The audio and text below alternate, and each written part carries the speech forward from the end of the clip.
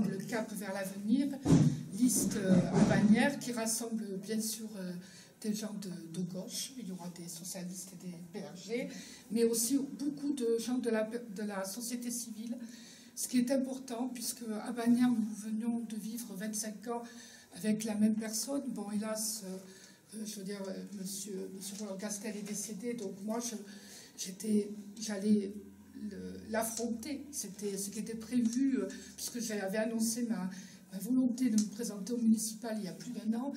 Mais ça ne change rien pour nous, puisque pour nous, c'est le même combat que nous devons mener sur Bagnères, puisque nous devons absolument désenclaver et réveiller Bagnères, lui redonner des couleurs.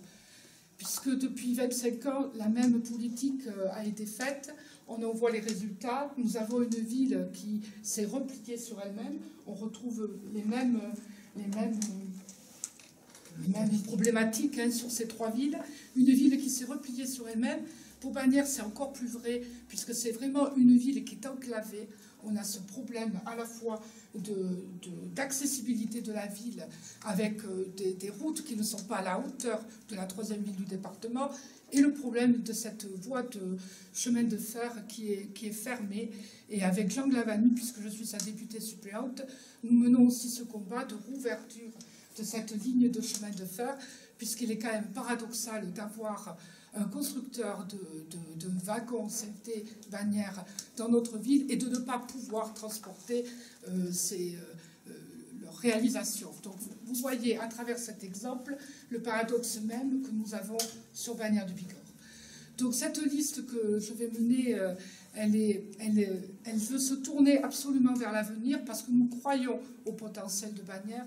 Nous sommes sûrs qu'il y a des forces vives dans notre ville, nous avons des atouts et nous voulons les montrer de façon plus importante.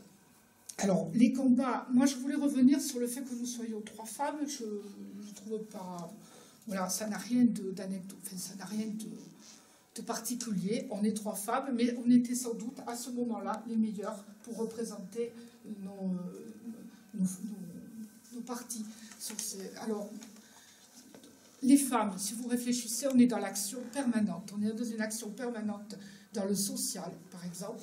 Vous avez les femmes, généralement, on les retrouve dans toutes les associations. Moi, je suis présidente d'une association de gérontologie. On a énormément de mal à trouver des hommes pour s'impliquer. Donc, je veux dire qu'on est plus près du terrain. Nous savons, nous connaissons, je rejoins Josette, nous connaissons mieux les dossiers. On est beaucoup plus pratique. Et maintenant, je pense que les habitants de nos villes ont besoin de ce côté pratique en politique. Ils veulent de l'action, ils veulent des changements concrets. Et je pense que nous, on le représente.